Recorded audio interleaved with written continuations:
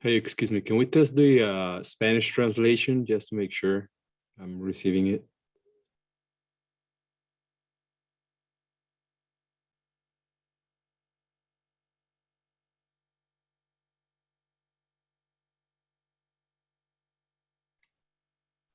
Perfect. Yes, Thank you. thank you.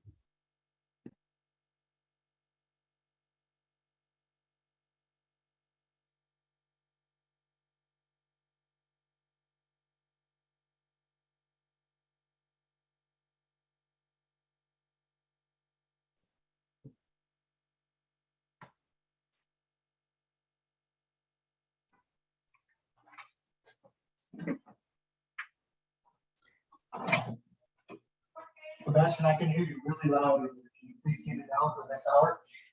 It would be just quiet, please. Thank you.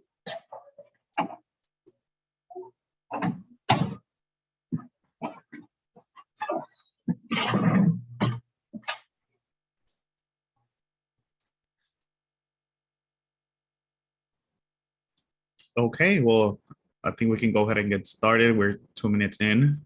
Hopefully more can join us in the next minutes. Well, first, I want to thank you, each and every one of you, for attending this meeting today. Hopefully, it's a good learning experience for you. My name is Miguel Hernandez. I'm the Public Affairs Officer with the Natural Resources Agency under the Salt and Sea Management Program. Great to have you all here. And James, we can hit the next slide. We're just gonna quickly go over some logistical information and how to operate Zoom. If you have any difficulties, try to navigate through the platform, please let us know. You can also send an email to the Salt and Sea email, which is cnra-saltandsea resources.ca.gov. Next slide, please.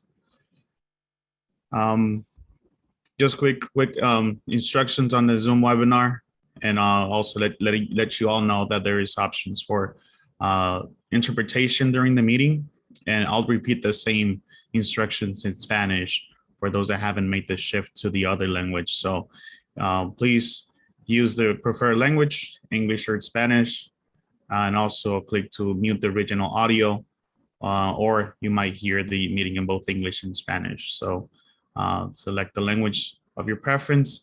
Buenas tardes a todos. Daré las mismas instrucciones en español para que pueda usted acceder a la función de interpretación.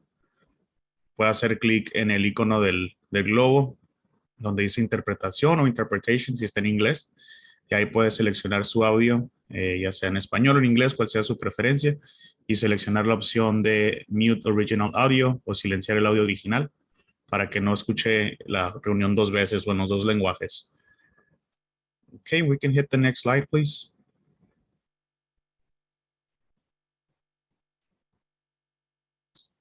There's also a closed captioning option available during the meeting. If you need that, please go ahead and enable that at the bottom of your screen. And actually next to the interpretation glove, you'll see the CC icon there.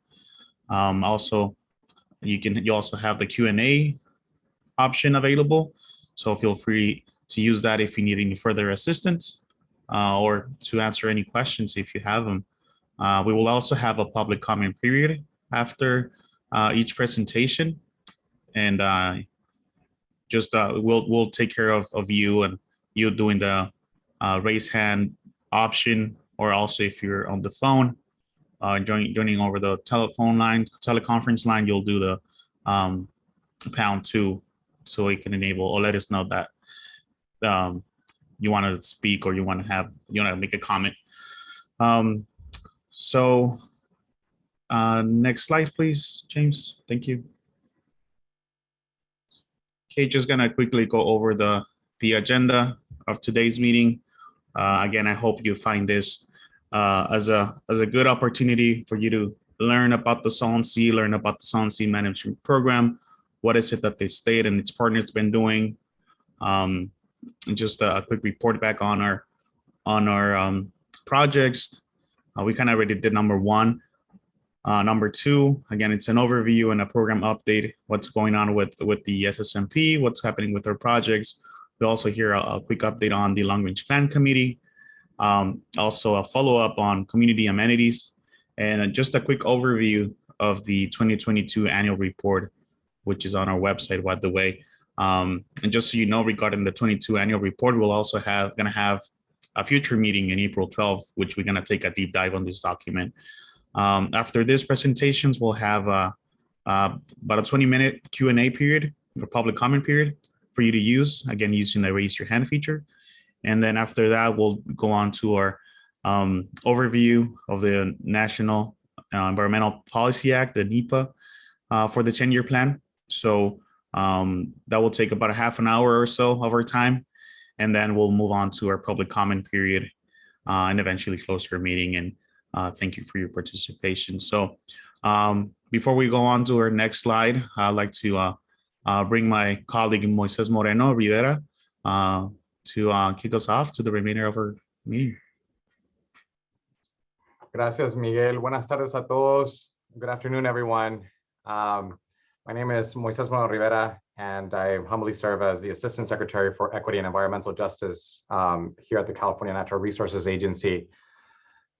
You know, based on feedback from our Community Engagement Committee, the public, the SSMP team continues to improve and increase the ways we plan and conduct outreach and engagement.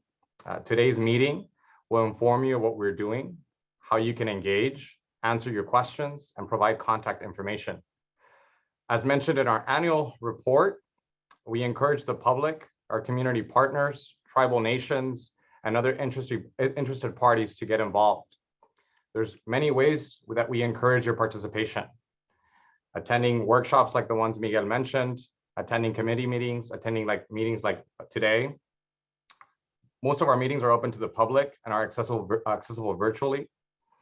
There are updates on future meetings through newsletters, flyers, and announcements in traditional and social media. We communicate our meeting information via email, aside from these other forums that I just mentioned. And Miguel, if you could provide the email that folks can engage or communicate with, that's highly appreciated. Our website provides updates and the newsletter as well. We have information on current and future updates. And I want to inform you of other events where our team is going to be attending and where we'll be participating, right? So just for everyone's sake, this upcoming week, a part of the team that will be presenting today will be at the Salton Sea Summit, a free event hosted by the University of California, Riverside at their Palm Desert campus on April 6th and 7th. There's an independent review panel update screening report taking place on April 11th.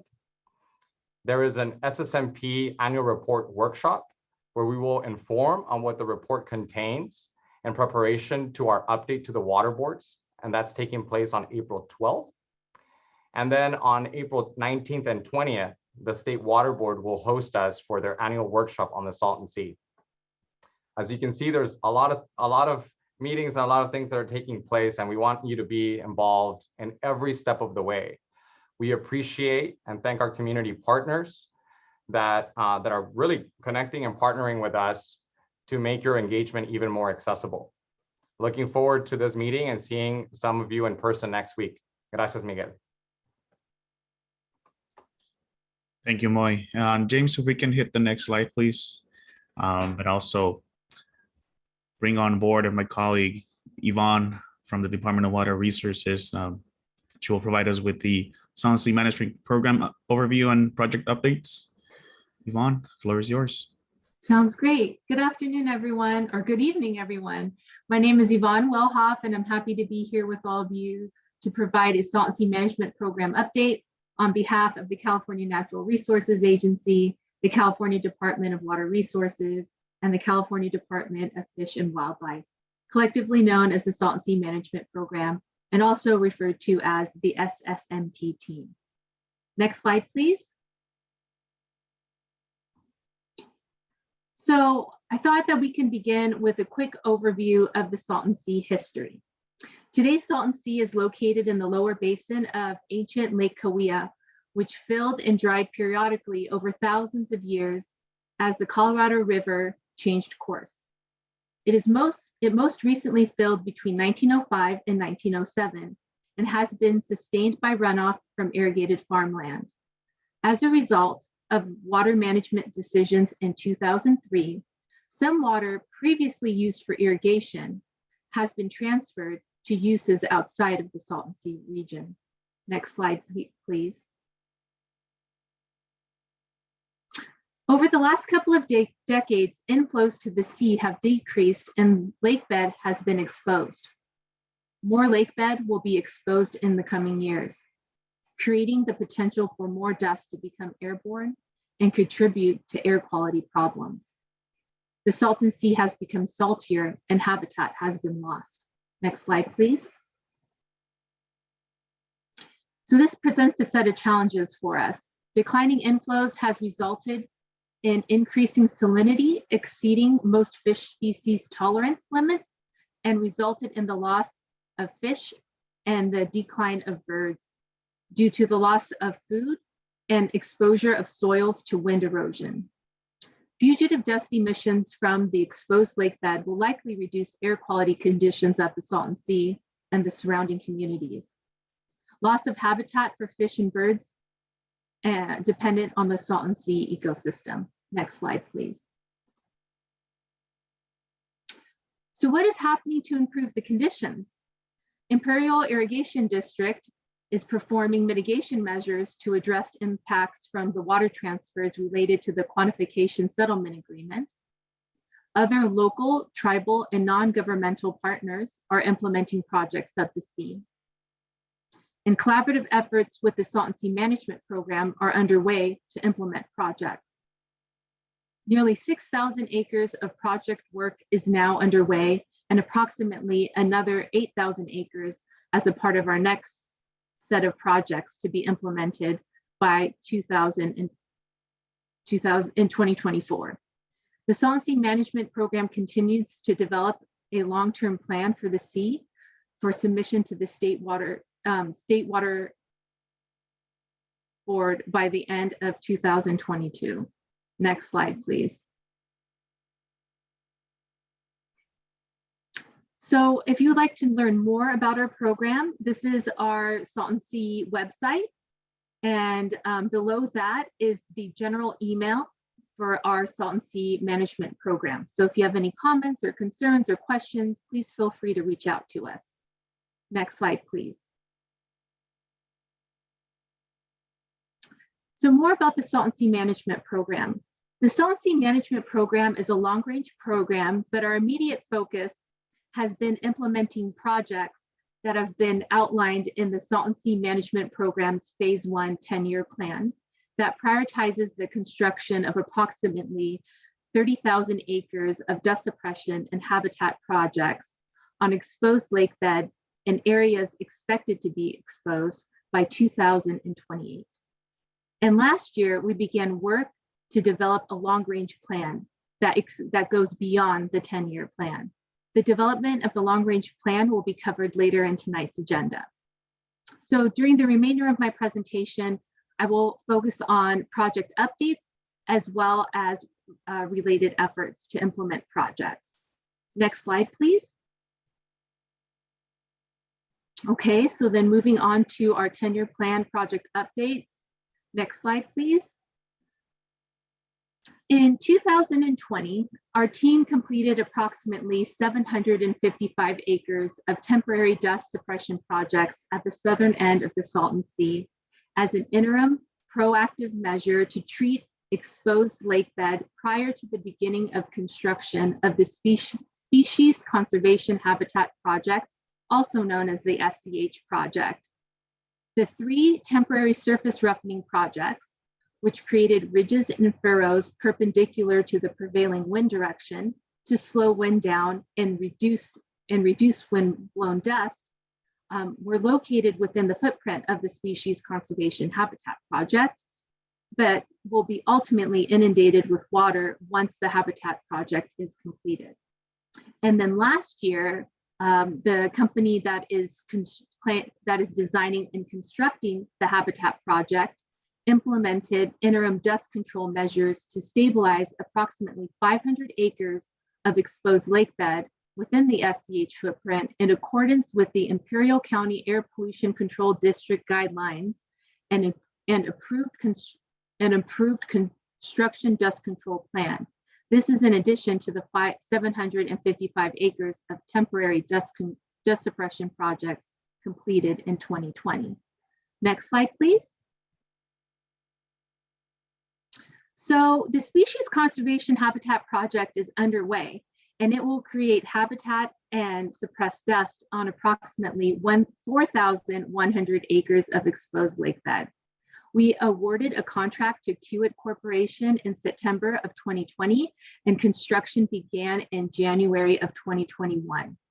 Construction is ongoing, and visible signs of progress are present, such as the over mile-long causeway that extends into the sea that is planned to connect to a saline pump. This is the Salt Sea Management Program's first large-scale project to reduce exposed lake bed and create environmental habitat at the sea. This project will create a network of ponds and wetlands to provide important fish and bird habitat, as well as reduce dust. Project construction is expected to be completed by the end of 2023. Next slide, please. Our next project is the Vegetation Enhancement project on USBR land. The Salt Sea Management Program team has been working with the U.S. Bureau of Reclamation to plan and implement approximately 1,700 acres of vegetation enhancement projects at 3 sites around the Salton Sea.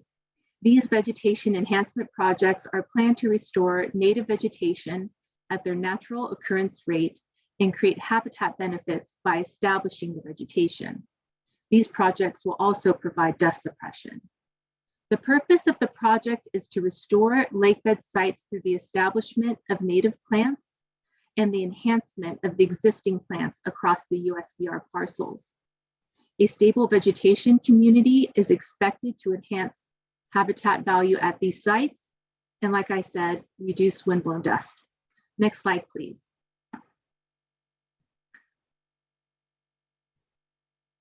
So to talk a little bit about the project elements. Initially, for these vegetation enhancement projects, we'll place straw bale on site. And you may have seen this around the sea. One of our project sites is underway at a location we call Clubhouse. And the intent of the straw bale is to support the plant growth by reducing the wind speed and preventing the young plants from the abrasion of the dust. And the selection of the straw bale was intentional in the fact that it achieved our design goals while also other goals of our program. For example, we were able to source the hay bales or the straw bales from within the region.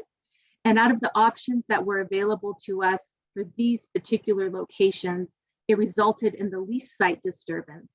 And it allows for the opportunity that in the future, we could break down these bales and spread them around as mulch, or we can remove them from the site. So after the straw bales are placed on site, the next step is to begin the seeding and the planting. So we would prepare the site for that work, which has recently begun within the Clubhouse location. And then after that, we will grow and sustain the plants we're working on multiple water supply options to allow for adaptive management. So like I said, the status of this project is that it began at the end of 2021 and it will continue into 2023. Next slide, please. Another exciting effort that we have underway is our air quality monitoring program. In January of 2021, we placed air quality monitors and instruments within the SCH footprint to monitor the performance of our temporary dust control measures. We collected data for 6 months, and that data resulted in showing the effectiveness of our project by controlling dust emissions at the surface of the exposed lake bed. Additional monitors were placed at the end of last year in December of, oops, I must have skipped a slide. Sorry about that. We're on collaborative projects. I got ahead of myself there. So sorry about that. Let's go back to the projects. So the collaborative projects in process. So the Solvency Management Program team is working with other partners to advance projects at the sea. And we wanted to highlight 3 of those projects. One is the North Lake Demonstration Pilot Project. In April of 2021, the Solvency Management Program entered into a $19.25 million Proposition 68 funding agreement with the Salton Sea Authority in partnership with the County of Riverside to plan and construct the North Lake Demonstration Pilot Project. This project will create an approximately 155-acre lake close to the community of North Shore, and it will provide both shallow and deep water habitat, as well as other benefits such as community benefits. This project is in the planning phase with construction scheduled to begin by the end of the year. The next project to note is the Desert Shores Channel Restoration Project. The Salton Sea Management Team is also collaborating with the County of Imperial, the U.S. Bureau of Reclamation, and the Salton Sea Authority on a 30-acre Desert Shores Channel Restoration Project. This project proposes to refill the channels with water and create habitat and suppress dust. USBR, the U.S. Bureau of Reclamation, has committed $1.2 million in funding, and an agreement was signed with the Salton Sea Authority earlier this month. Over the next several months, Imperial County will lead efforts to complete compliance under the California Environmental Quality Act and obtain permits. In addition, the Desert Shores Project the Salton Sea Management Program will analyze this project under the National Environmental Policy Act as part of the federal environmental assessment process underway for the Salton Sea Management Program's Phase 1 10-year plan. Work on the Desert Shores project is expected to begin once environmental compliance and permitting is completed. And then the last project to note is the Audubon Bombay Beach Wetland Restoration Project. Our team is also coordinating with Audubon to advance the Bombay Beach Wetland Project, an approximately 900-acre project which aims to stabilize, preserve, and enhance an existing emergent wetland near the community of Bombay Beach. Next slide, please. So here's the one I got ahead of myself with. This one's a monitoring program. So like I previously stated, we began our program in 2021 with monitoring within the SCH footprint for the performance of our temporary dust control measures there. Then by the end of last year, we added 4 monitors to the north end. And this one is exciting to note because the placement of these monitors was directly influenced by the feedback we received from the community through previous outreach and engagement efforts. The data that we collect from these 4 stations will augment the data collection effort already underway by the Imperial Irrigation District. And then moving into this year, we will expand our air quality monitoring program to monitor the performance of our vegetation enhancement projects around the sea. Next slide, please. So then moving on to related work to implement our projects. Next slide, please. Securing land access is a critical component to the timely completion and success of our projects. As such, land access planning is really important for our work. As you can see on this map, the state is not a significant landowner. If you can spot the green squares, I'm pretty sure that's the state-owned parcels. So we must rely on voluntary agreements and cooperation with landowners to obtain access to the sites for our projects. This lack of state-owned lands and this checkerboard land ownership creates some challenges as we must enter into 1 or more agreements for each project site. And we need to be able to have that land access before we can finalize our contracts to construct the projects. The varied land ownership also impacts our timelines and increases costs, as each landowner may have a differing process or procedure to secure land access. In addition, each project may span multiple parcels under different ownership, so multiple parcels and land use agreements may be required for a single project. And also we would need to obtain access to the physical project location, which could result in even more agreements to physically get to our project location. So the timing of land access will dictate our project delivery schedule for the rest of this year and continuing forward.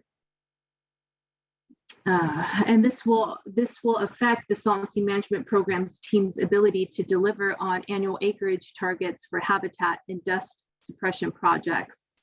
So this securing land access remains a top priority for our team. Next slide, please. Another priority has been building our Salton Sea Management Program team. As you could hopefully see from the presentation so far, we have multiple efforts underway. And in order to keep those projects moving forward and continue to expand the amount of work that we're doing, we need to recruit for key positions to help advance that work. So recently we've filled about, I think it's 6 positions, unless this slide has changed, 6 positions, and 5 out of those 6 positions are located within the Salton Sea region. Next slide, please.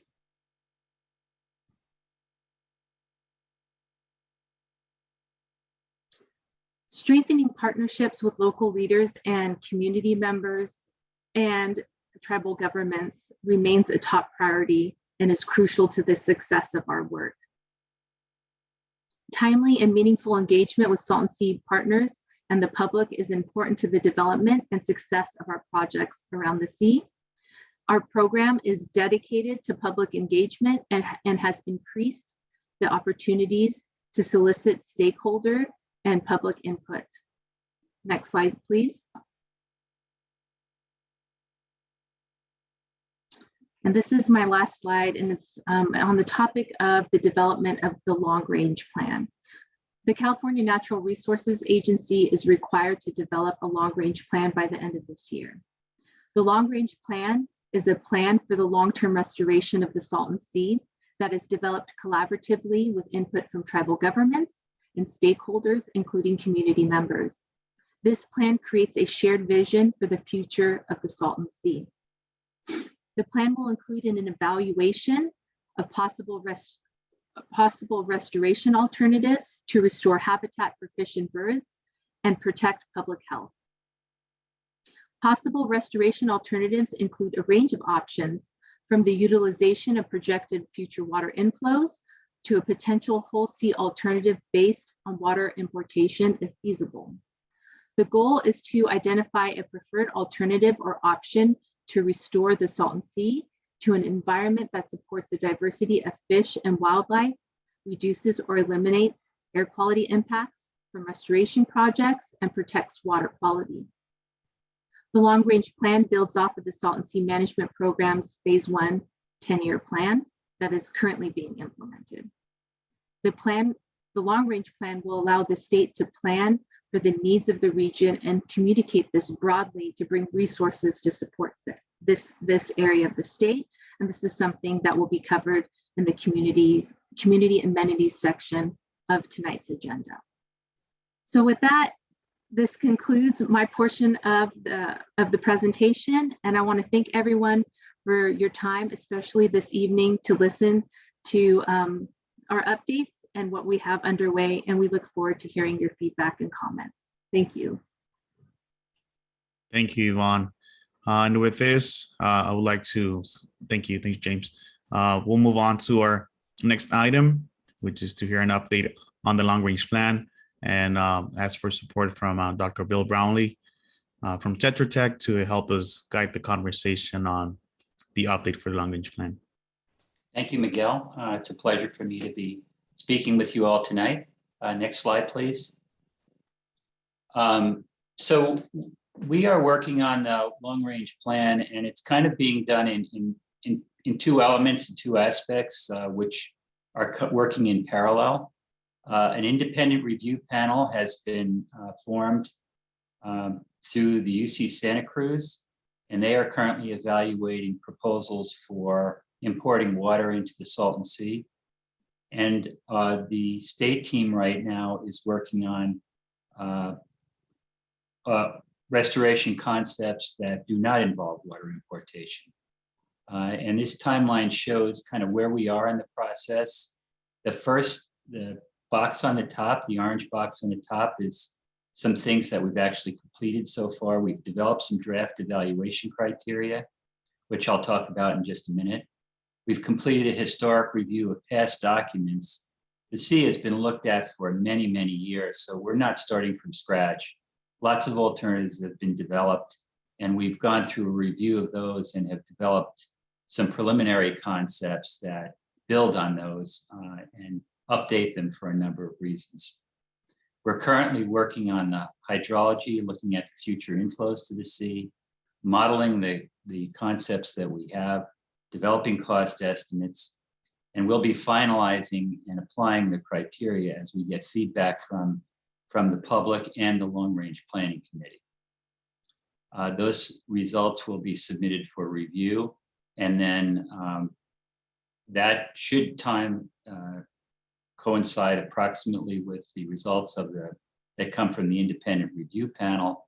Those two things are going to come together as we prepare the final long-range plan, which, as Yvonne mentioned, is due at the end of the year. Exactly how that process will work is difficult for us to say right now until we see the results and the recommendations that come in from the independent review panel. Next slide, please. So our approach, as I mentioned, and I'm speaking now about alternatives that do not involve water importation, was to review past investigations as the origin for initial restoration concepts that we've developed. We've summarized those in an appendix that will be part of the long-range plan, and that appendix is out for review now by the long-range plan committee. We've also developed some preliminary long-range plan restoration concepts that build on elements of past concepts. And those have been updated to include meeting current habitat, water quality, and air quality objectives. They'll be updated to meet the latest projections of future inflows based on the hydrology analysis that we're working on right now. And they also incorporate currently proposed 10-year plan SSMP projects that are part of our baseline. And I'll talk about that in a little bit more detail, but those are the projects that Yvonne just discussed. And in cases where we have older cost estimates, those are being updated. And in cases where we have new components, we're developing independent cost estimates for those. Next slide, please. These are primarily the four source materials that we're using. CNRA published the Ecosystem Restoration Program draft programmatic environmental report back in 2007. That had a number of different alternatives and a preferred project that's the basis for one of our alternatives. Bureau of Reclamation published us an evaluation of several different alternatives, and we've selected one of those that we think has good possibility. It's a divided sea concept. And the Salton Sea Authority published a funding and feasibility action plan back in 2016 that included the perimeter lake concept. So that's one of the concepts that's been updated and will be is being evaluated as one of our restoration concepts. And then the EA that's under environmental assessment that's underway, draft project description was released back in 2021, and that's serving as some of the basis for some of the material that we're using as part of our baseline. Next slide, please. So as I mentioned, our baseline incorporates all of the 10-year plan features that Yvonne just discussed.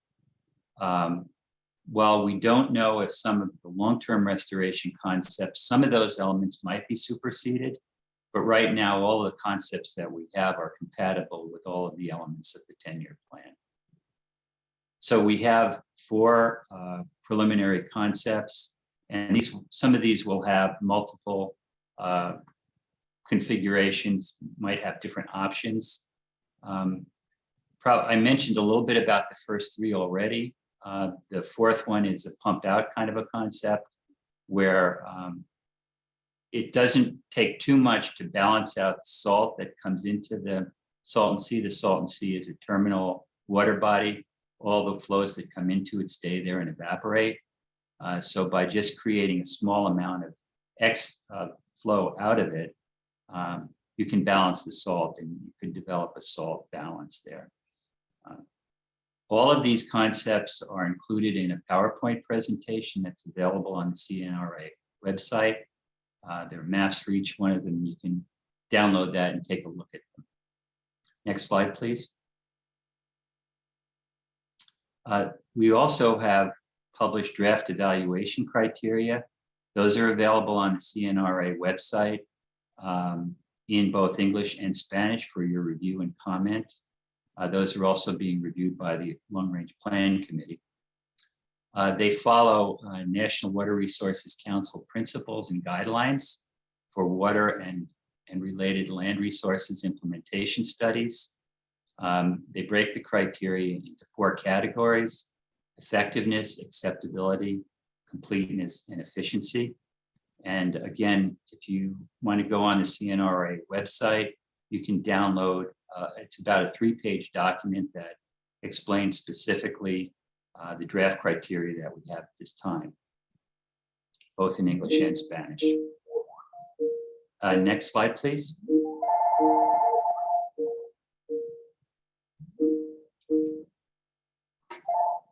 So we have asked the Long Range Plan Committee for review and comments on 2 of the documents I mentioned. The appendix, which has a review of the reference material, and there's probably 20 to 25 different alternatives that have been looked at in the past that are summarized in that document. The preliminary restoration concepts is a report that is also being reviewed by the committee. We plan to have that available to the public in a few, probably early next week, and that will be both in English and Spanish. That's about a 23-page document. And then finally, we have as I mentioned, the draft evaluation criteria are already available for public review. I encourage you all to download those and take a look at them. We've also prepared a little template for restoration concepts or ideas that you might have. It has a map of the sea. It's something that could be marked up by hand, or it's a Word file, so you can do it in Word. But if you have ideas or things that you'd like us to think about, even if they're not complete alternatives, maybe areas where you'd like to see recreational features or things like that, you can include that on the template. And there's instructions about where you would send that back to us. We've requested comments on these items from the committee they're actually due by Friday. And for the public, we're asking for comments in the next couple of weeks. We recognize that's a short turnaround, and we will be accepting comments after that. But because of the tight time frame we're on, we're asking, it's more helpful to us if you can provide them sooner rather than later. We will be continuing to hold public workshops at key long-range plan decision points, and so keep watching for future communications. I'll be around during the comment period for any technical questions. And James Newcomb, who heads up the program for the state, will also be around during the comment period to address any policy questions that might come up. So that's it for me. Thank you very much for your time. Next. Sarah, are you up next? I am. Hi, All my right, name very is good. Sarah Friedman. I'm going to be very fast, and because we're a bit behind, and I know we want to have a lot of time for community questions. So my name is Sarah Friedman. I'm with a group called Better World Group Advisors, and we have been engaged by California Natural Resource Agencies in response to comments and statements over the years from community residents, CBOs, a lot of folks in this room, asking for community amenities, benefits, and programs and projects that improve the quality of life for residents at the sea, to really kind of map out and see what that would look like and develop a community amenities strategy. So we're here today to just let folks know what we've heard, that we've heard you and what we've learned so far, talk about path forwards based on what we've learned so far, and to talk specifically for a minute about the 10-year plan, given the urgency that community residents have stated around seeing community amenities in near-term salton sea projects. All right, so to start, there is a wealth of material out there. The people in this room have participated in a lot of meetings to have their voices heard. We're reviewing and have reviewed most of those now. And based on the information we've reviewed so far, we have grouped these into 3 broad categories, and believe further information is best obtained through community-based organizations who knows their communities best. We'll go into those 3 buckets, but we also want to recognize that a lot of what has surfaced is outside of the scope of the Salton Sea Management Program, but CNRA, through our contract with BWG, we will be cataloging each of these, researching these, looking into other funding mechanisms, and recommending a pathway to making them happen if it is outside of the scope of the Salton Sea Management Program. All right, next slide, please. So the first slide is what we think of is bucket 1. So this is community amenities at the sea. And these are basically physical things that would improve the quality of experience at the sea and improve equitable access. So those are trails and bike paths, boat ramps, and opportunities for fishing and water-based recreation, community gathering spaces and shade structures, trees and greening, and lighting, and ways to make the sea physically safer for visitors. So there are going to be opportunities to incorporate many of these amenities within the design of restoration projects currently under review in the 10-year plan or out there in the long-range plan.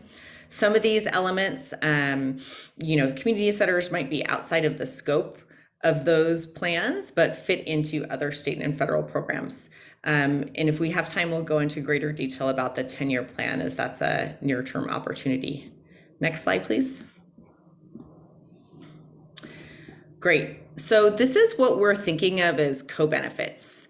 So these are local hiring commitments, training for local residents to have the ability to get these jobs, greater education opportunities, programming at the sea, more air quality monitors, and improved public health research and outcomes.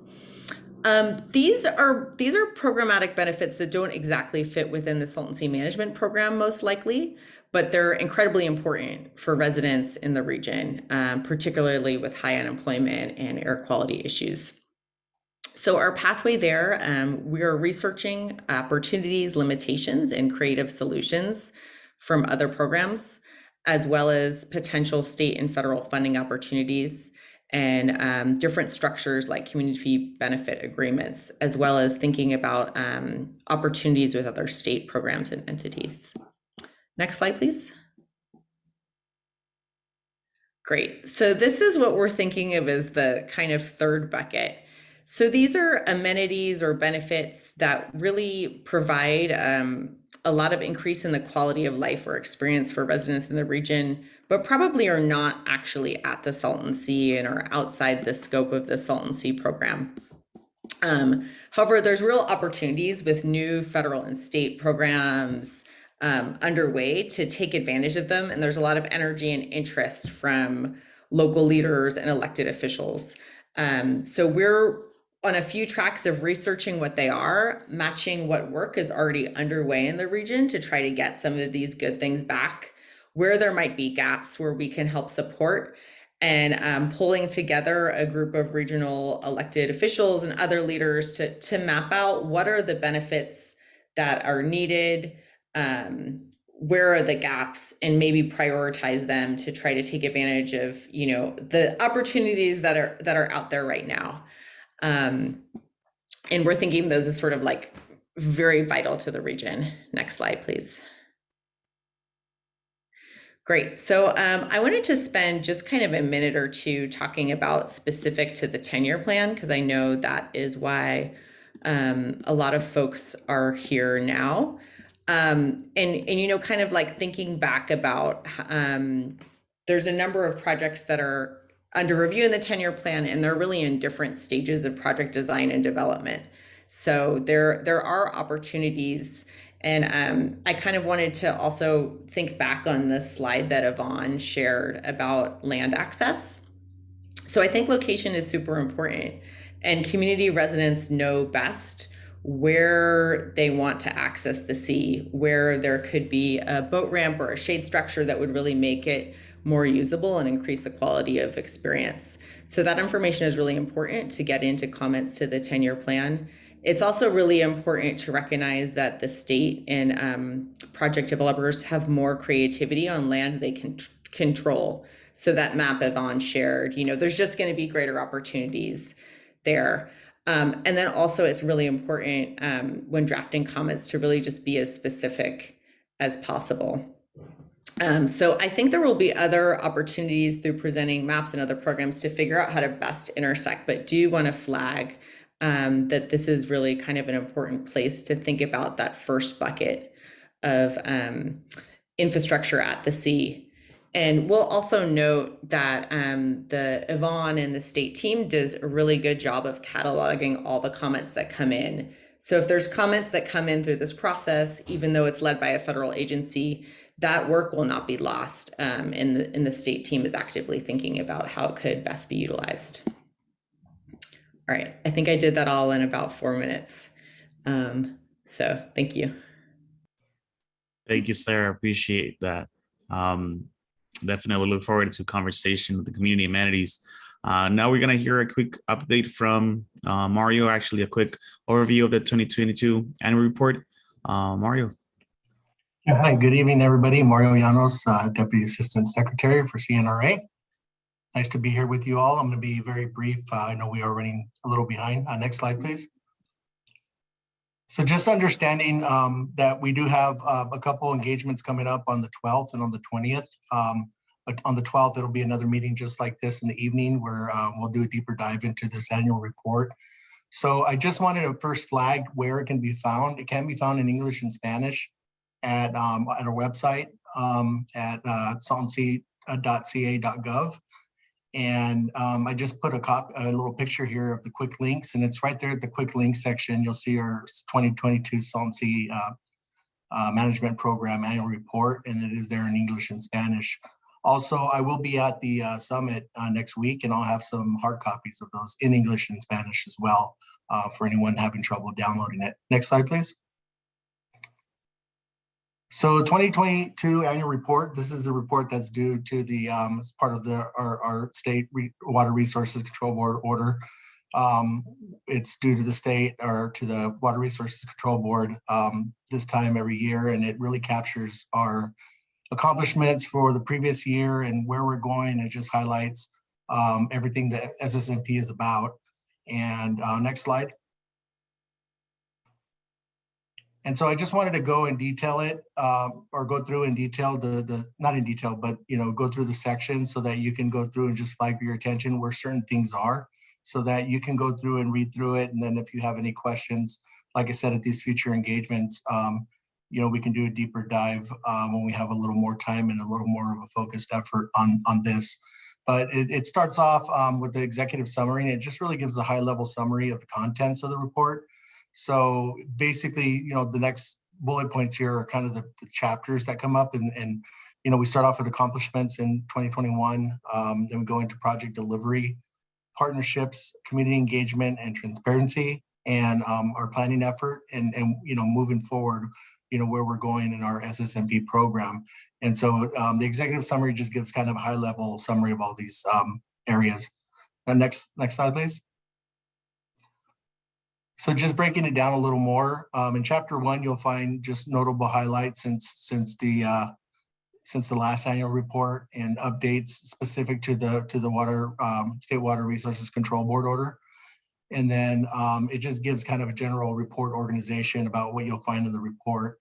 Then jumping into chapter 2, that's just the SSMP project delivery.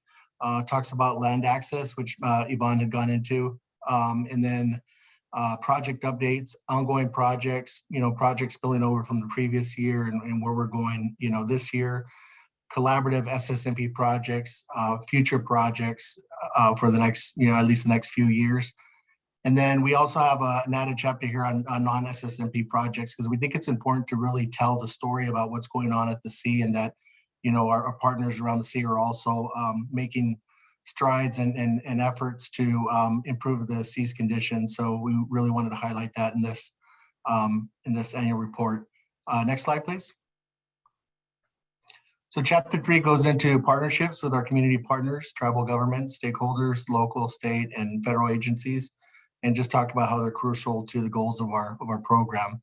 It also identifies our collaborative efforts and just talks about the collaboration throughout the year at each other's meetings and just informing each other of what's going on and trying to learn from each other's projects.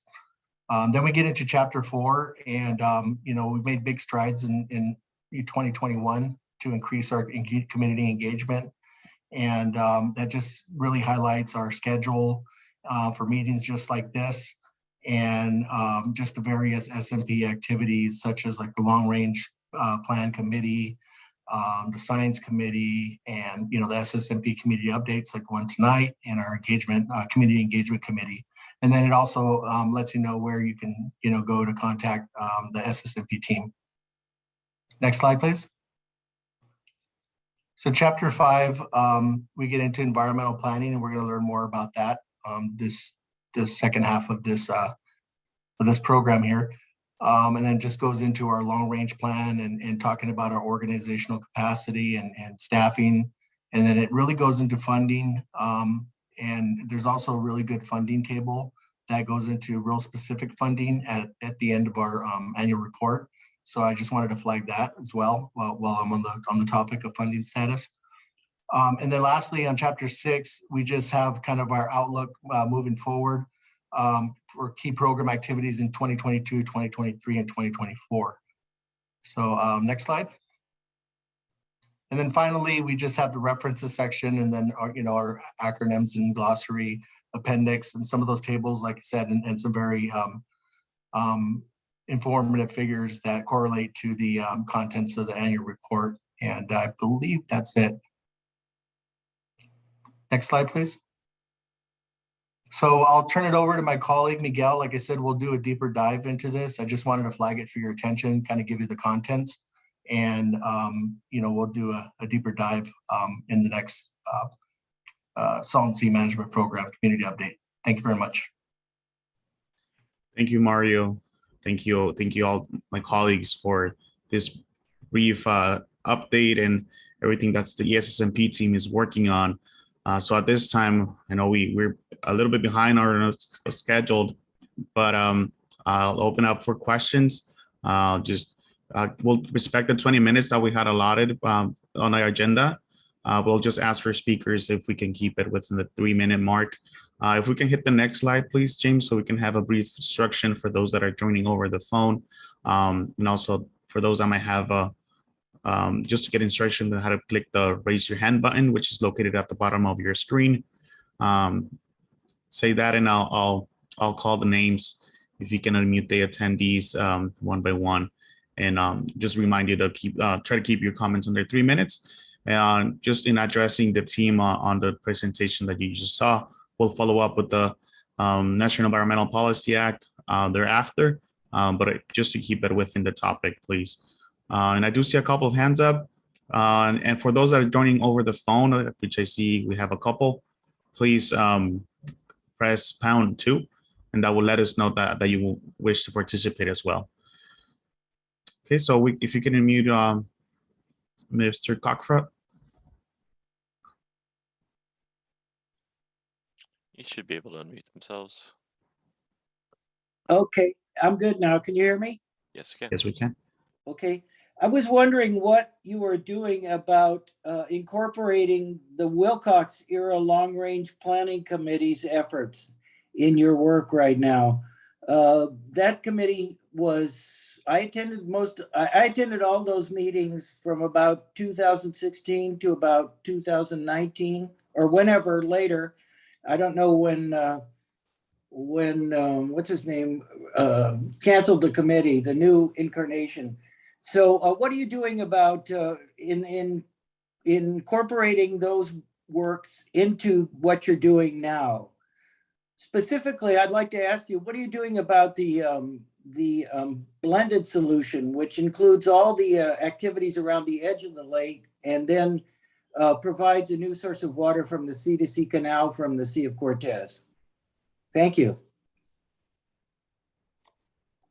Yeah, maybe I can start to answer that question, Miguel, and then hand it over to Bill for the technical aspects.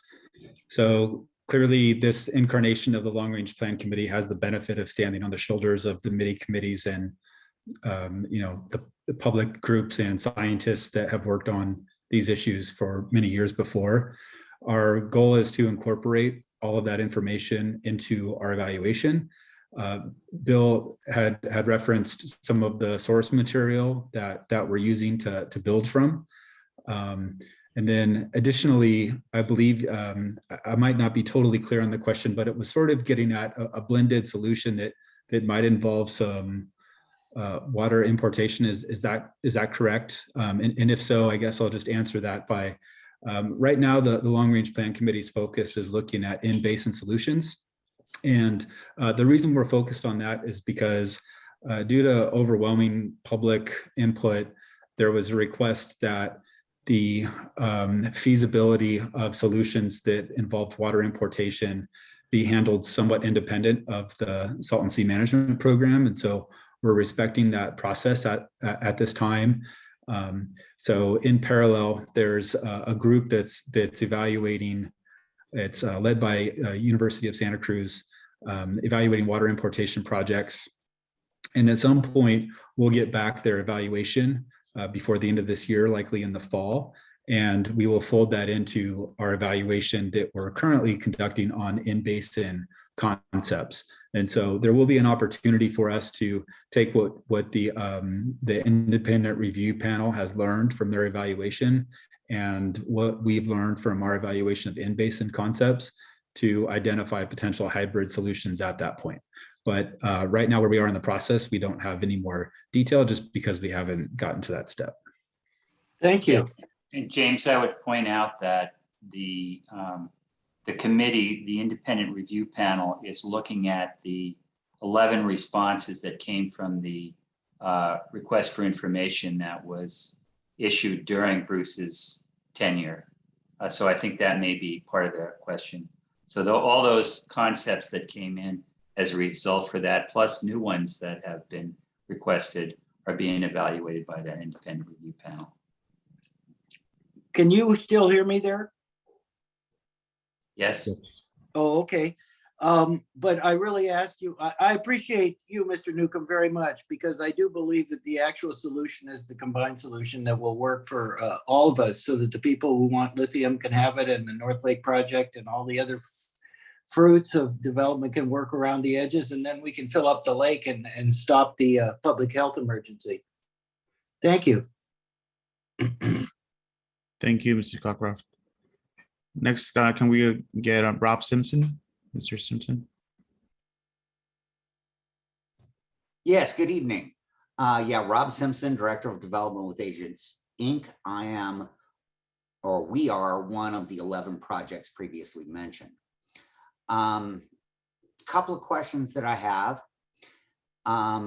Number one, it appears that all of the currently planned perimeter sort of projects that are there will cover less than 10% of the exposed playa that will eventually occur when total inputs are reduced to about 800,000 acre feet per year.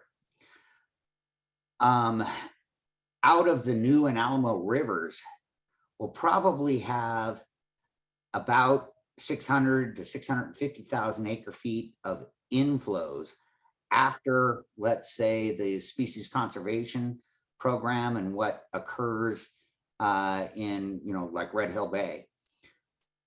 What are the plans that you guys have to utilize this 6 to 8 part per thousand at most salinity water to mitigate dust emissions between these perimeter projects and the rim of the remnant sea, which will be by definition highly saline? We have phytoremediation plans that we will be submitting. Regarding that submission date, the literature said by April 2nd, which is actually Saturday. I heard earlier today that the terminal time, my deadline essentially is Friday. Please clarify that. Another question that I have is that when we reduce the size of the remnant lake in the Salton Sea, both in Spattle area and also hydrostatic pressure. So, let's say we reduce it another 10 feet and it sucks away 10 miles away from the north and south and a mile or two away from the east and west. Have you considered what that does to the aquifers that are essentially partially confined by the percolation of water from the Salton Sea, which is denser than fresher water? Essentially, there's, you lower the lake level, you lower the water table.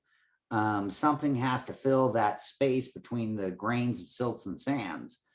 And generally, gravity sucks, and water from all adjoining aquifers will flow down towards the lower water table. This is especially dangerous for the Coachella Valley aquifer, whereby the flows of the Whitewater River would have produced the largest grain sort of materials subsurface, whereby a lens is likely in existence that would tend to drain the Coachella Valley aquifer into the lowered Salton Sea water. Have there been any tests?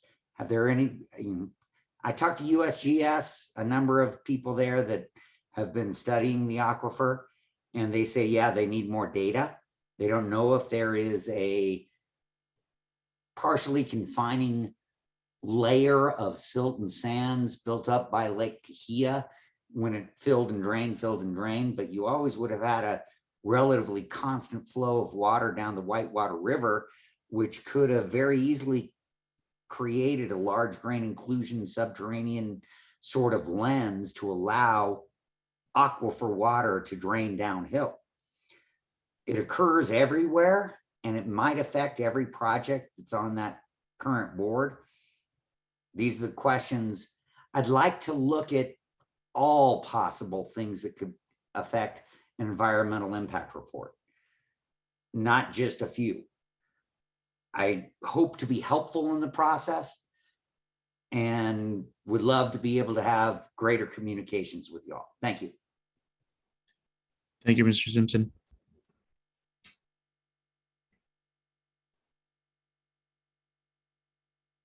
Okay, we can unmute Mr. Luis Lopez.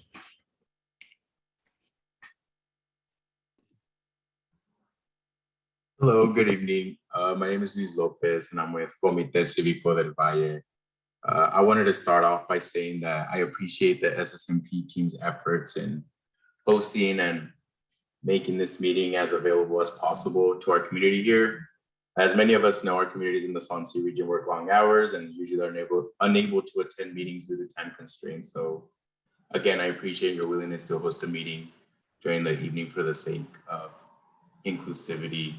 On another note, one thing I noticed when I go out and speak to members of the community about the sea is that many of them want tangible evidence of progress being made.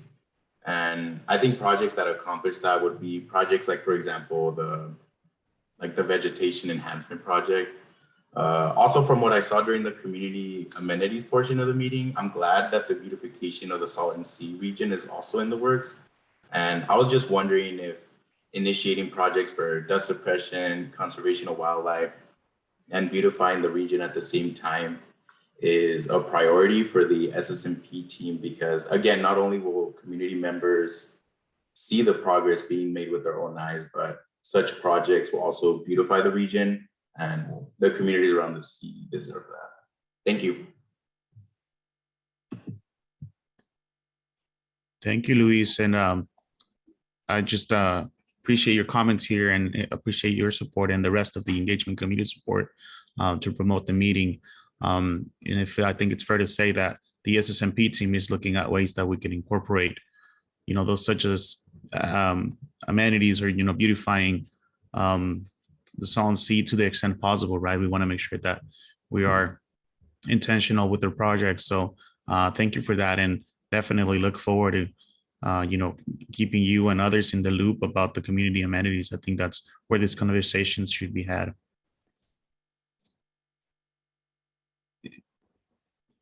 With this, is there any other hands up? Miguel? Yes, Mario. Yeah, I just wanted to see, there was a lot to unpack to Mr. Simpson's question, and I wanted to see if you can give him our email, and so we can collect his email address. He doesn't need to post it here for all to see, but so that we can get him a response to the multiple questions he had. And I don't know, James, if you can weigh in on his submission on the time frame to submit his proposal. I think Bill said that you're also taking submissions past that date. So if he didn't have it complete, he could send his submission in after Friday or Saturday. Yeah, we've extended the comments for this phase for another 2 weeks. We're going to be taking comments throughout this process. We've just put some deadlines for different phases just so we can keep the program moving.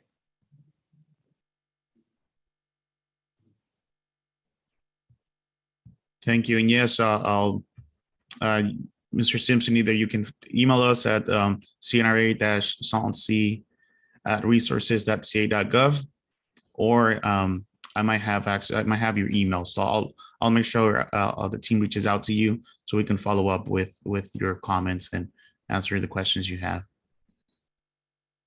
Okay, I do see a couple hands up. If we can unmute Mr. Miguel Vasquez.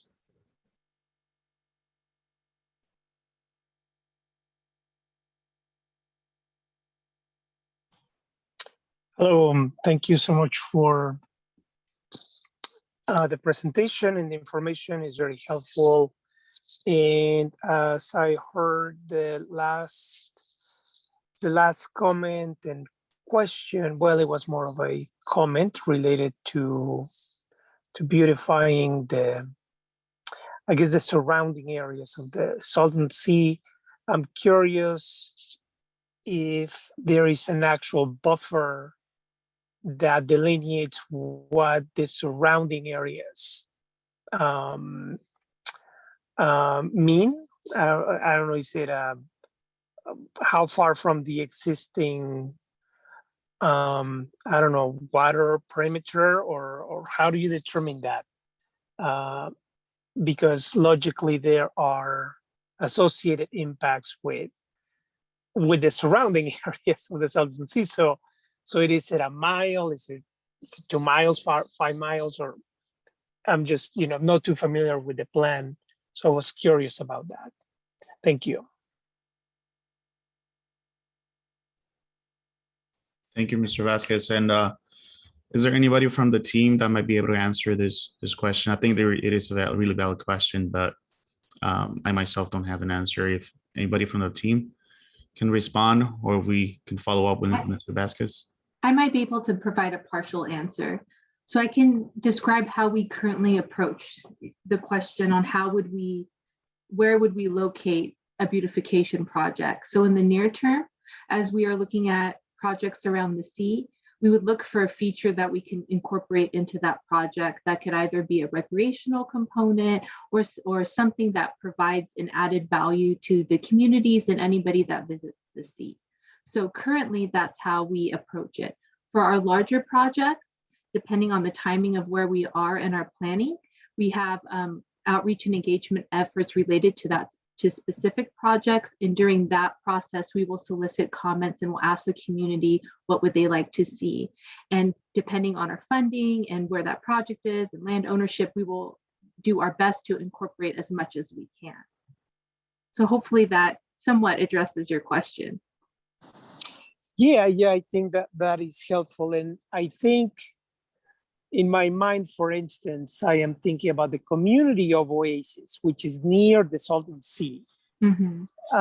So will funding from anything related to this plan, or will the community of Oasis actually be included in the plan so that the people who live there, who would be actually the most impacted or would yield the most benefit from the actual projects, would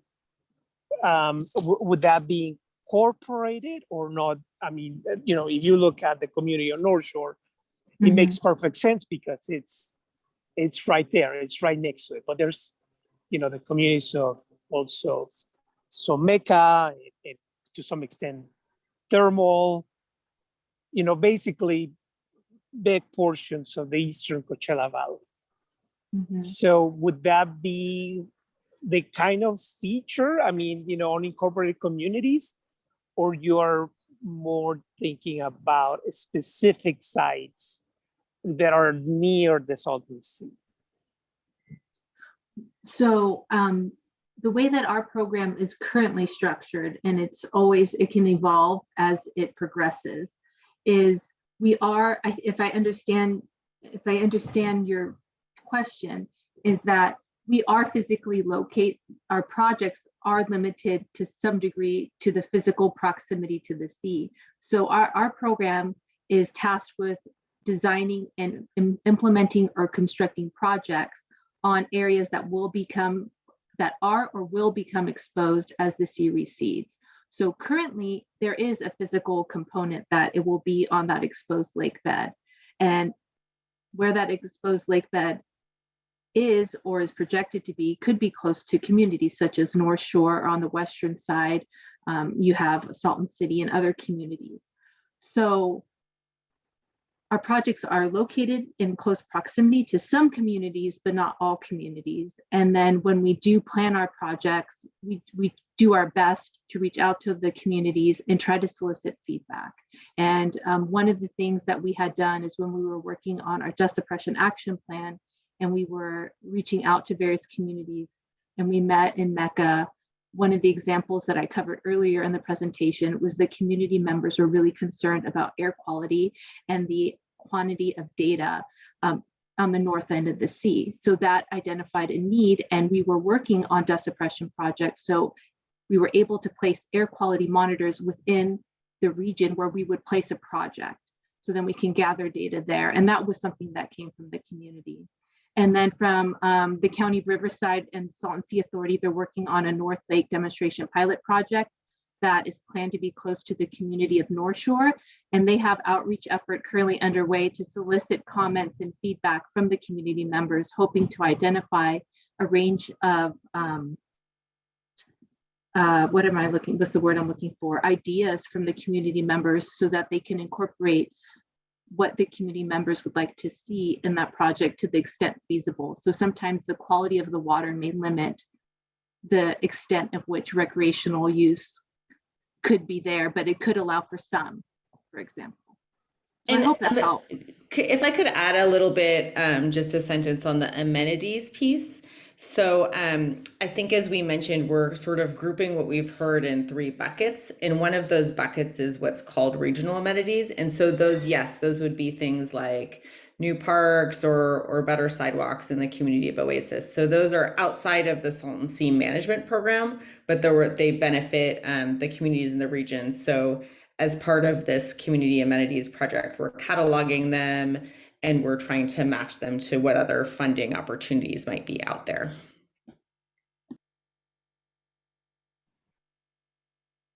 Thank you. If we can get Miss Conchita Posar muted.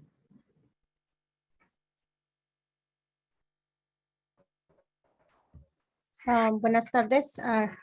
Gracias por esta reunión. Me da alegría escuchar que ya van un poco más avanzados, porque realmente están muy atrasados con el tiempo que se había planeado, ¿verdad? Pero lo importante es que ya hay un plan, ya tienen el mapa, ya tienen las recreaciones. Entonces, yo lo que les quisiera pedir es cómo ustedes van a compartir esta información que ya nos están compartiendo ahora a los miembros de la comunidad que no asistieron en una reunión aquí, tal vez porque no tienen internet o no saben usar la tecnología, cómo ellos van a poder darles la retroalimentación o las sugerencias, o esto está pasando, esto no va a servir, porque creo que al ya tener el plan del North Lake, para nosotros como comunidad de North Shore teníamos varias preguntas en la reunión que nos reunimos con el supervisor sobre qué tipo de vegetación va a haber, cuánto agua se va a usar, quién les va a estar dando el mantenimiento. Entonces, vienen proyectos, pero también vienen más preguntas que algunas veces no estamos preparados todavía para el siguiente paso, pero yo quisiera que ya empezásemos a pensar cómo es que vamos a estar respondiendo estas preguntas para la comunidad, si queremos involucrar a la comunidad, pero también queremos responderle a la comunidad, porque no quisiéramos, por ejemplo, de que estuviésemos aquí y nos dijeran, es que no tengo respuestas todavía, no sé cómo va a suceder eso. Entonces eso hace que la comunidad se desanime un poco y no quiera participar. Entonces, no más eso de cómo es que vamos a seguir compartiendo esta información para los miembros de la comunidad que no asistieron, y el plan de datos, ¿verdad? El plan, ya tienen un plan de cuándo van a empezar, cuándo van a terminar. Eso sería importante para la comunidad, para que tenga en mente que ya están empezando y cuándo van a terminar, y así nosotros mismos poder supervisarlos y presionarlos o pedir respuestas por qué están parando o por qué ya no están siguiendo. Entonces, son cosas que aprendimos años atrás porque no estábamos frecuentemente supervisándolos, y no sé si a lo mejor eso haya sido que se hayan atrasado mucho. Entiendo que se necesitan permisos, pero podrían habernos explicado esto es la situación y por eso no hemos seguido hacia adelante. Pero me alegra mucho que ya tengan un plan. Muchísimas gracias, me dio gusto verlos. Muchas gracias, Conchita, y espero poderle contestar un poquito sus preocupaciones, y si le pudiéramos dar seguimiento a esta plática y pues poder ser claros, ¿no? Con las expectativas del programa, y más que nada que usted se sienta parte del proceso, que usted invite a otra gente a participar en estas juntas. El Estado, pues como ve, estamos creciendo el equipo para poder hacer llegar esta información. Entonces, es importante que presidentes como usted, las organizaciones no gubernamentales, pues nos apoyen, ¿no? A hacer llegar esa información. Entonces, sí me gustaría darle seguimiento con usted, con los miembros de la comunidad, para poder hacer llegar toda esta información de manera efectiva a nuestra comunidad, y de poderle dar las explicaciones necesarias o la aclaración más bien de qué es lo que está sucediendo.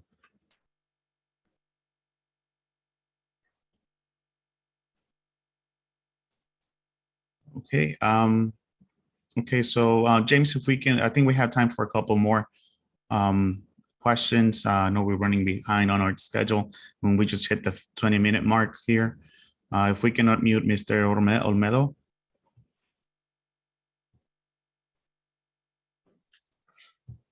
Yeah, hello. Buenas noches. Lo voy a decir en español.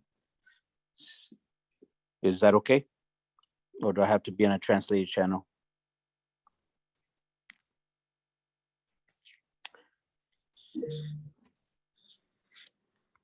Sí, bueno. Sí, sí lo podemos escuchar, Luis. Ok, muy bien.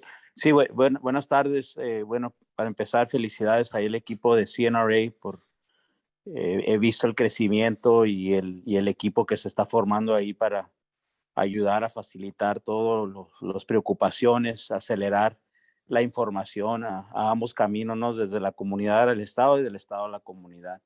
También quería pues ahí reconocer que un gran equipo que ha viajado de Sacramento, incluyendo pues al equipo local que han estado haciendo pues su gira alrededor de Coachella y Valle Imperial. Muchas felicidades en eso. No tengo realmente pues una crítica, nada en sí. Quería también agradecer ahí el equipo de CNRA porque como comité cívico pues también forma parte ahí del equipo de comunicación, de traducción de la información que muchas veces es un poquito más a nivel gubernamental y que hemos ahí nos hemos unido al equipo para ayudarlos y apoyarlos en transmitir el mensaje pues a la población que vive alrededor del Southern Sea, Valle Imperial y Coachella, de una manera que se pueda localizar la información y es todo esto lo que tenía que decir y pues hay mucho camino por delante, obviamente falta mucho. Por último, de hecho, les quiero comentar que tenemos una red de monitoreo, muchos ya la conocen. Hoy escuché sobre los datos de calidad de aire. Muchos ya conocen que tenemos ahí más de 70 monitores que operamos y mantenemos con un equipo científico y que la agencia del California Air Resources Board, obviamente tienen ellos su modelo técnico. Entonces, pues ahí se los ofrezco. Si puede informar a todo el inventario de datos que tienen, pues ahí estamos con gusto, los compartimos con la agencia de CNRA. Gracias. Muchas gracias, Luis. Okay, so if we can take another question from the attendees, and we keep hoping we can get the remainder of the question on our second block of Q&A. If we can unmute Mr. Ed Luna.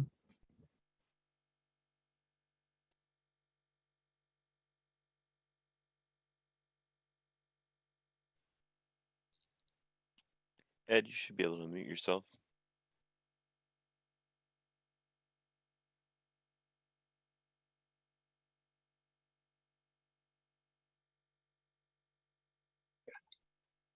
Get a little sound check here. I'm doing my best. We can hear you, Ed. Okay, fine. Thank you.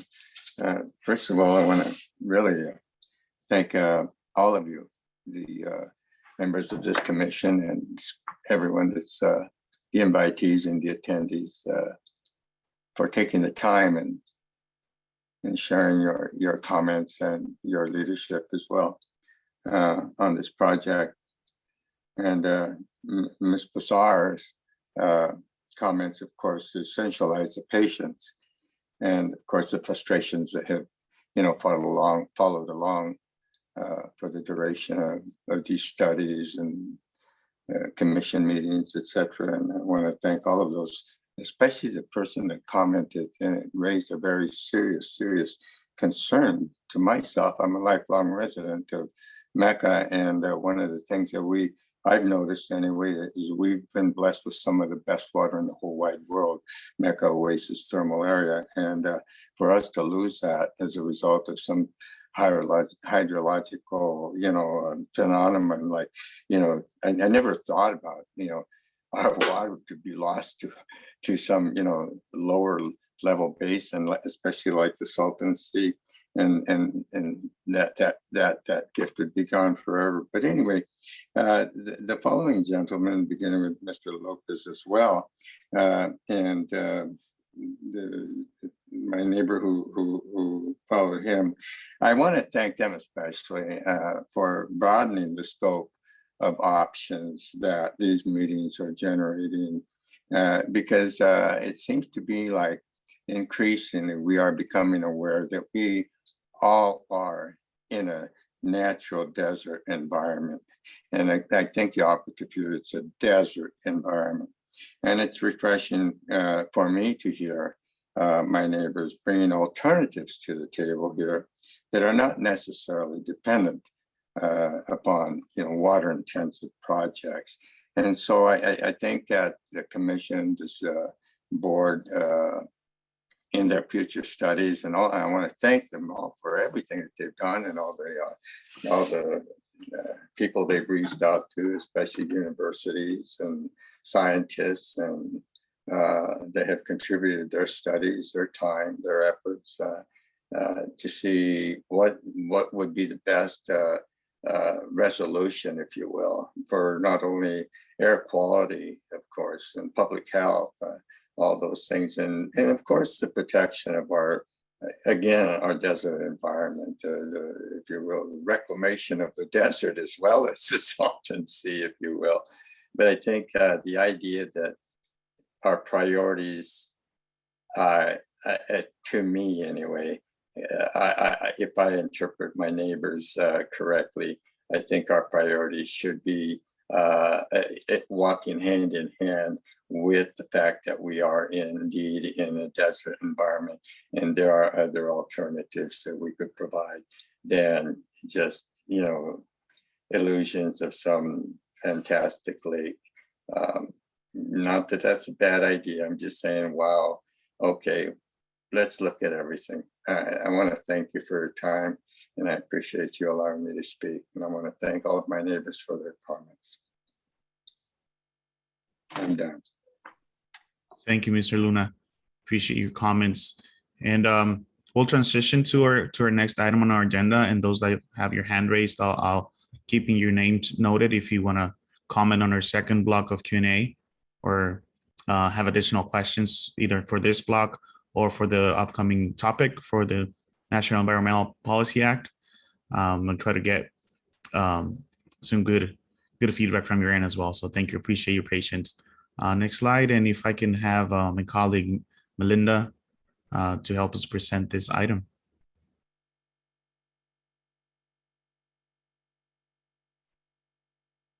Melinda, you're muted still, please. There we go, that's better. So I'm going to be really quick because it's late, but I just wanted to take this opportunity to share an overview of the Salton Sea Management Program's National Environmental Policy Act process. Next slide. So what is CEQA? I'll talk about a few things this evening. I'll start with a very general overview of NEPA, talk about why the 10-year plan is going through the NEPA process, and how and when the public can provide input. Next slide. So we talk a lot about NEPA.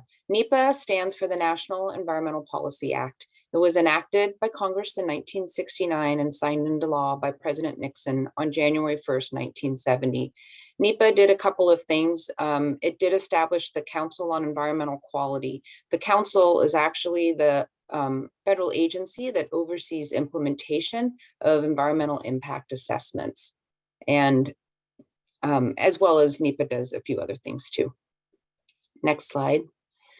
So NEPA did establish several requirements for federal agencies.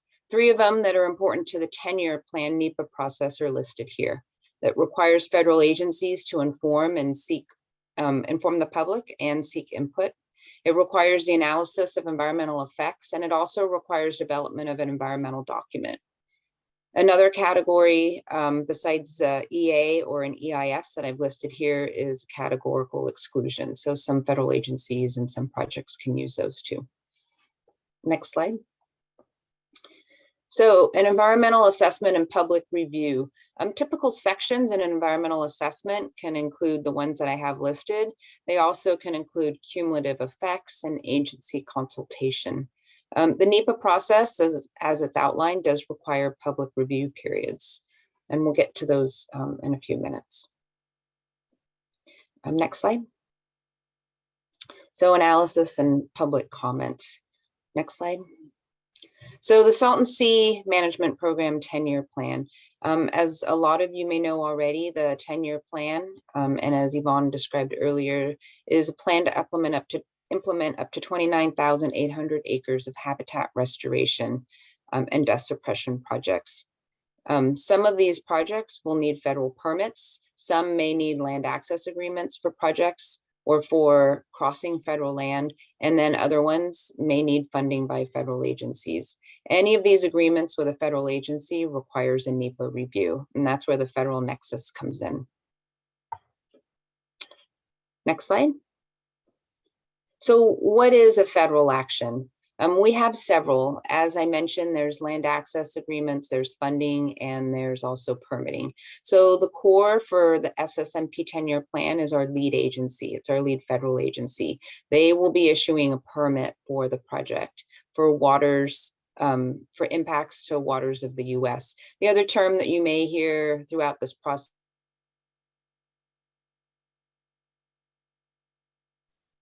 Melinda. This is a section P alternative. Sorry. Can you still hear me? Sorry, it says my Yeah. internet connection's unstable. Yeah, it cut out a little bit there, but I think you're back. So Okay, if it happens again, I could hotspot to my phone. I apologize. you could always, I mean, if your internet's not stable, you could disable your video to make it a little more solid, but Oh, okay, I can do that. Yep. I can turn it back on for questions. So let's see, we have a core permit for waters of the US. And then, like I said, you may hear about Section 404 permits or dredge and fill permits. It's all the same permit. The landowner agencies we have on that are cooperating in this process are the Bureau of Land Management and also Bureau of Reclamation. They will use this analysis to provide land access, and the Natural Resources Conservation Service and the Bureau of Reclamation could use this document to decide whether to provide funding and for what projects. The BIA and the U.S. Fish and Wildlife Service are also cooperating agencies. The BIA to support actions related to Indian Land Trust assets, and the Fish and Wildlife Service at the Sunny Bono National Wildlife Refuge. So we have, just to summarize this, because that's a lot of information, we have the lead agency, which is the Corps of Engineers, and then there are 5 cooperating agencies for this NEPA process. Next slide. So determining the level of environmental analysis. So as I mentioned, there's different documents that a federal agency can choose to use. We are in the process of supporting the Corps in developing an EA, which is an environmental assessment. An EA, as the bullets say below, can be used if there's no significant environmental impacts from the federal action. So let's see, a draft EA is being developed, and it was determined to be the appropriate level of NEPA analysis because projects are anticipated to improve the environmental conditions of the Salton Sea. And also, as we analyze the effects of the program, of the plan, we will be determining the level of significance as part of this process. Next slide. This is a short list of the topics that we're including in our effects analysis. There are a lot more, including land, air resources, community built environment, geology, minerals, noise, water, transportation and traffic, Indian trust assets. For those of you that have seen environmental documents before, it's a exhaustive list of topics to be analyzed as part of the NEPA process. Next slide. The importance of public comment. Next slide. So public comments. The Corps will be hosting 3 public meetings to support the, with support from the state SSMP team. So once the dates of the meetings are determined, There will be a lot of outreach that the SSMP team, as well as the federal agencies, will be doing to provide the information to the public and to organizations so that they can participate in that process. The public can comment in two ways. One is verbally during a public meeting, as you all are doing here tonight, or in writing, either by letter or by email. The 3 public meetings are planned for April, but we still have to determine the schedule, and the public meetings will be dependent on when the public notice goes out for public comment. So we are planning to have 1-day meeting and 2 evening meetings. Next slide. What types of comments? So comments can be on any section of the LOP procedures. As I mentioned, that's the permitting procedure that the Corps will be issuing to the SSMP program, or the draft EA, and including any alternatives or any of the activities that are described in the documents. We will be discussing this in more length and detail during the public meetings to be held by the Corps once the draft EA and the LOP procedures are available for review. So this is sort of our phase 1 overview of what's coming. And then during the public meetings that are held as part of the NEPA process, there'll be a lot more guidance on how and when to provide comments. As I mentioned also that there's a 30-day comment period. So that will be the opportunity to provide comments in writing. Next slide. Okay, so we'll just do a quick summary at the end. Next slide.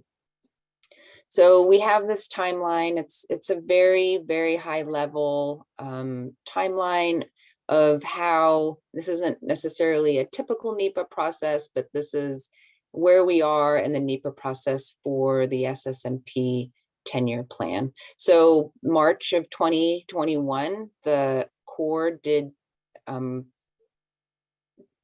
publicly notice the proposed agency action, which was these LOP procedures. And they also noticed that the NEPA process will be undertaken.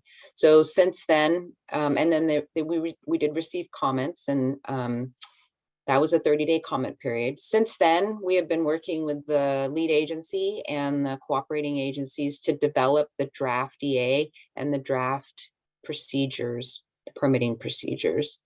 The next step is a public comment period on the draft. So we're proposing that for late April of 2022 and potentially into early May. And then once the public comment period closes on the drafts, then the team will review all the comments, incorporate the comments as feasible, and will the federal agencies then will issue a final EA and the final LOP procedures, and all of the federal agencies will provide their decision documents at that time. We estimate that will be fall of 2022. Next slide. Next steps. So as I mentioned, the next steps for public input, the Corps will post a public notice to their website, and they also do mail out notices to the nearest landowners. I believe that our mailing list for that is about between 700 and 1,000 people. We've also added people that would like to get that notice through the mail to that mailing list. So it's larger than just the landowner list at this point. The state team will also distribute the information over email. We have federal agency email lists and listservs, as well as CNRA's listserv and the website, and then e-newsletter. So if you receive any of those, you will get an announcement that the documents are available for public comment. And as I mentioned earlier, more information specific to the draft EA will be presented at the Corps public meetings when they are scheduled. Next slide. I just want to say thanks to everybody for staying so late. And Miguel, I'll turn it back over to you. Thank you, Melinda. Thank you for walking us through a quick overview of the NEPA process for the 10-year plan. So at this time, I'll start off with those that had been waiting in the queue. Feel free to raise your hand or hit #2 on your phone if you're joining us over the phone, so we can get your comments or questions answered to the extent that we can. And I'll start off with the list I had from the previous block, and I'll start with Ms. Nilda Reese.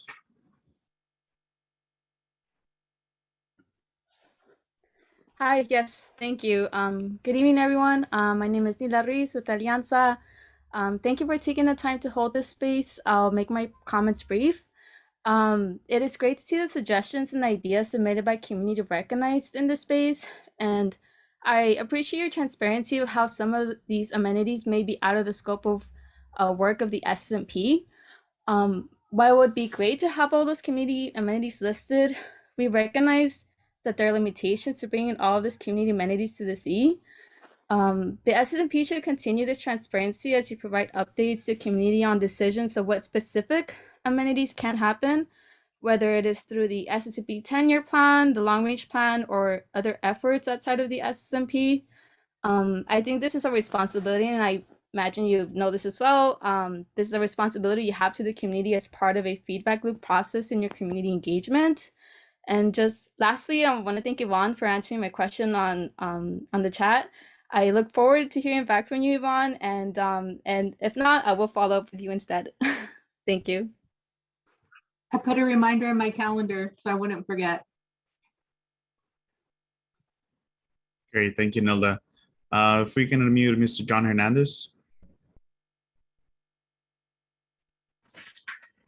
Hello, can you hear me? Yes, sir. Okay, yeah, I have a couple of comments. Couldn't help but notice on the report, the annual report, that the state of California has ownership in a very small percentage of the land that surrounds the Salton Sea, and there's a very large percentage of land owned, by the public lands. That'd be BLM, BSR, the Imperial Irrigation District, etc. And my concern is that if the state of California has a very small percentage of this land and will be entrusted with spending hundreds of millions of dollars to restore something that the jury's out as to whether it's man-made or nature.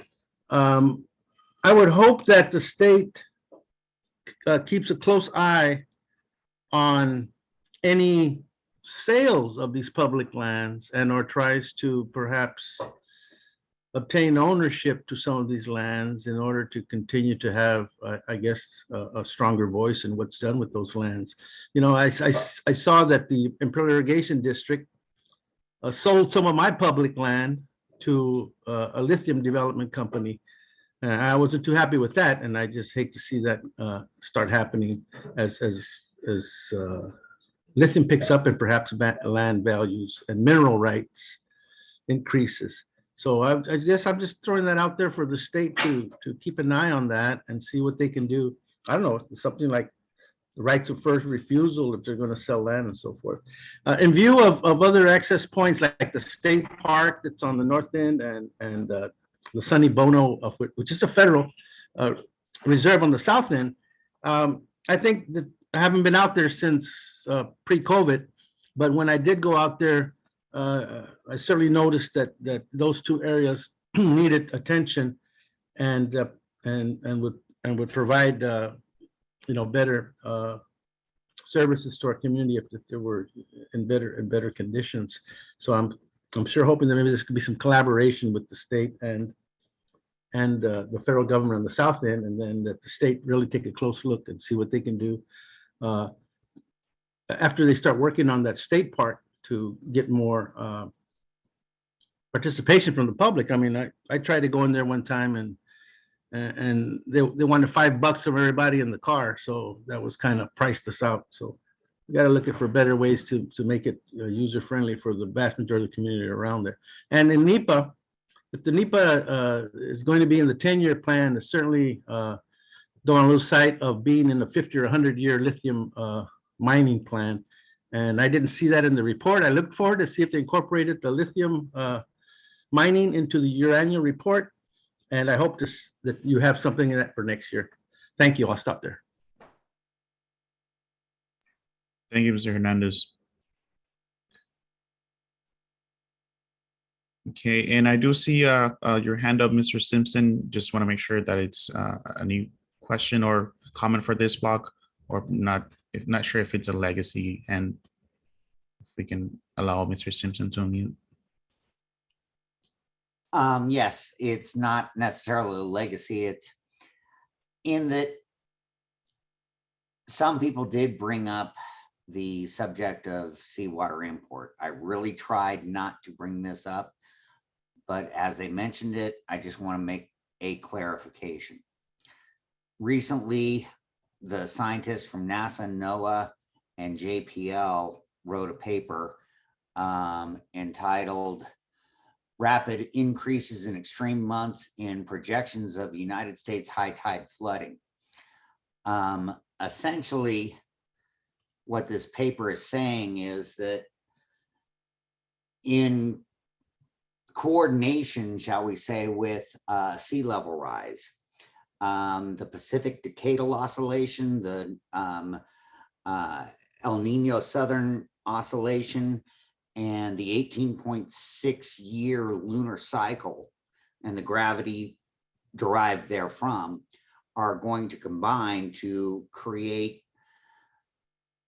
far more days of, for places like La Jolla, California, whereby you're going to get 50-centimeter higher tides than present day high tide marks on a monthly and recurring basis that's going to accelerate into the future. The thing is that at the opening to the Gulf of California, it's going to have the same type of effect. If you have a 3-meter tide at Cabo San Lucas, you have a 6-meter tide in the northern Gulf of California, and a 12-meter tide in the estuary or the Colorado River Delta. In 2015, this created enough erosion and flows that Laguna Salada started to flood. Laguna Salada will flood by the mid to late 1930s. Mankind does not possess the technology or capacity to stop it. If you try and confine it, it just gets higher. If you let it flow into Laguna Salada, you control that tidal range far better. In every cost benefit analysis for every project, whether importing seawater or not, if we're have the opportunity to import from the northern Gulf of Laguna Salada, it makes it where you can actually generate electricity by moving water downhill to the Salton Sea.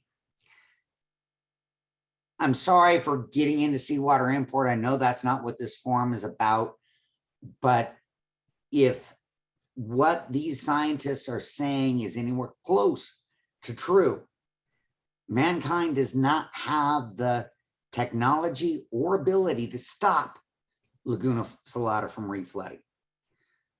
Just something to consider, and this would happen by the mid 2030s in accordance with their paper. Thank you. Just wanted, and I can provide that paper, whatever. Thank you. Yes, thank you, Mr. Simpson. And not only encourage you, Mr. Simpson, but others to send us a message or a follow-up to our CNRA email address so we can address your concerns and comments properly. We have about 10 minutes left and we have a couple of hands up. I want to make sure we end our meeting with right in time. I know dinner's waiting. If we can have Mr. Ronald Spears. Yes, hello. Thank you, gentlemen, for having this symposium. And my questions are basically on the NEPA project and two things. One, will the NEPA project increase the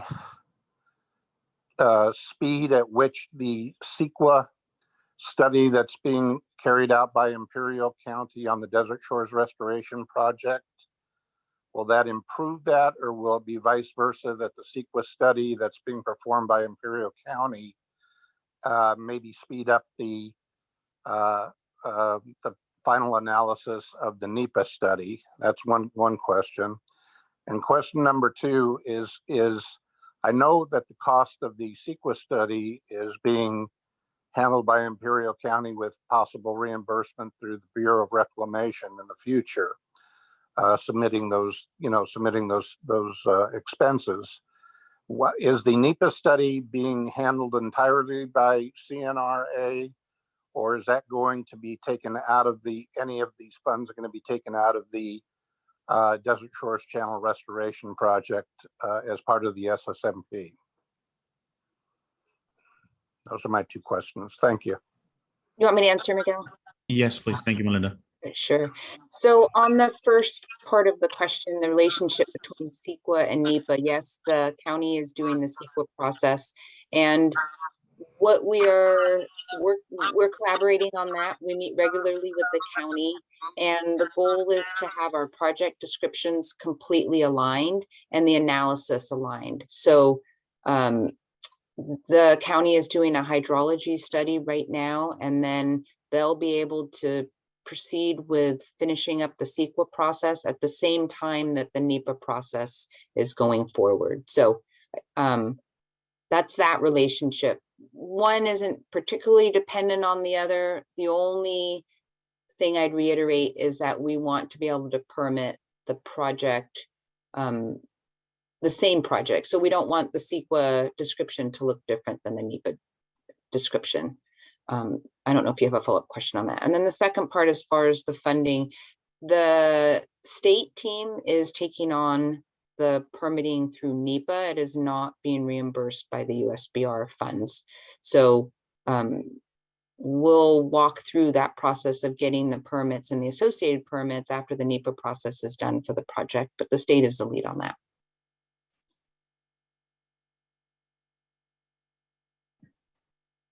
You may need to unmute Ron.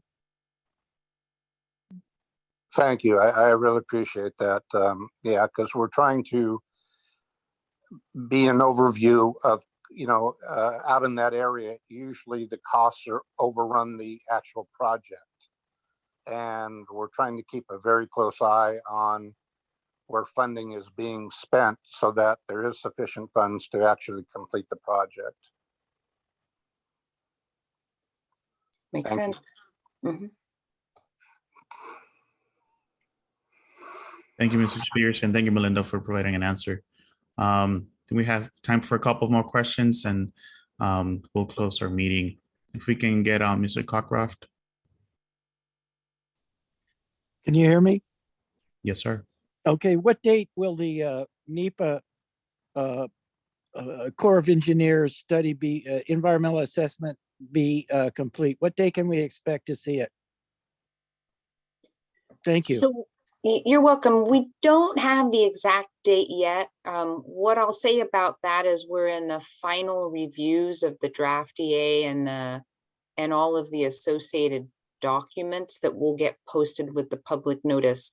Once the state team and all of the SSMP agencies and the Corps finalizes those documents, and I have to say we have consultants helping us that do a lot of the heavy lift for us. So I just want to appreciate them too.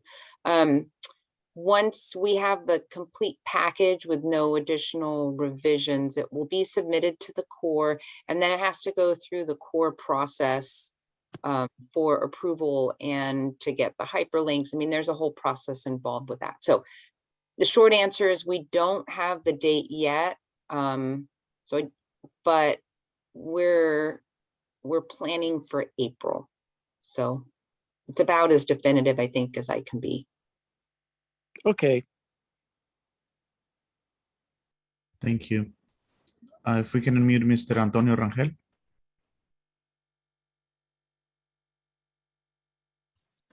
Hello.